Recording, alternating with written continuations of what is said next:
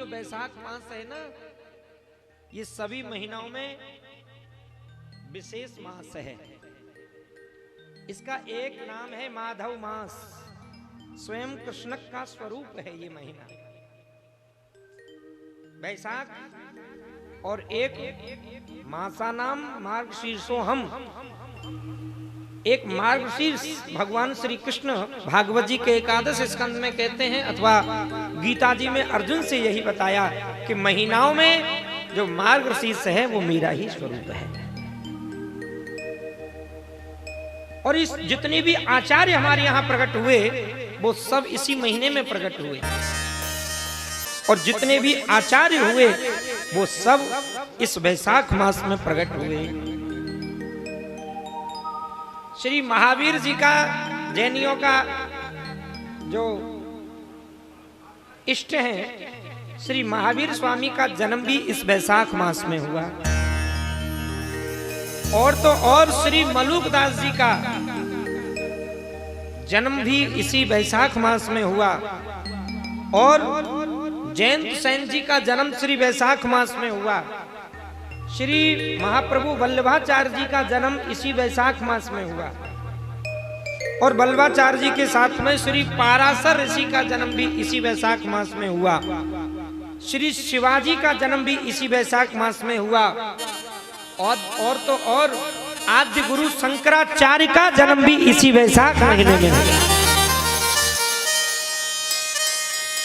स्वयं आद्य गुरु शंकराचार्य के रूप में जब अवतार हुआ तो इसी बैसाख मास में हुआ। कवि टैगोर का जन्म भी इसी बैसाख मास में हुआ, और श्री सूरदास जी का जन्म भी इसी बैसाख मास में हुआ। श्री रामानुजाचार्य जी का जन्म भी इसी बैसाख मास में हुआ, और श्री नरसिंह जी यानी देव जी का, प्रहलाद की रक्षा करने के लिए भगवान नरसिंह का अवतार भी इसी बैसाख मास में।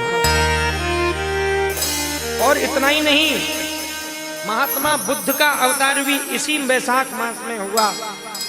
और कल जो निकल के गई है उसका क्या नाम था? मोहिनी एकादशी।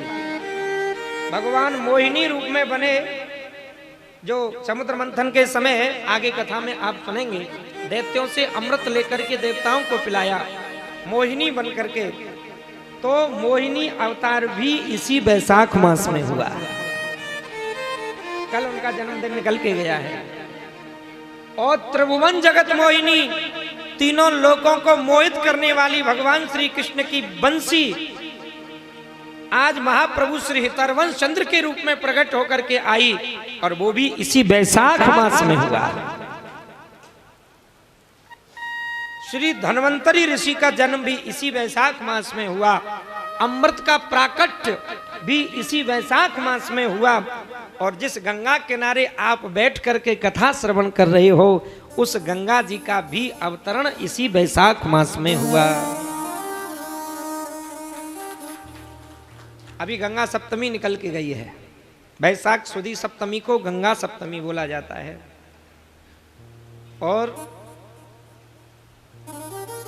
इसलिए बैसाख महीना श्रेष्ठ माना जाता है।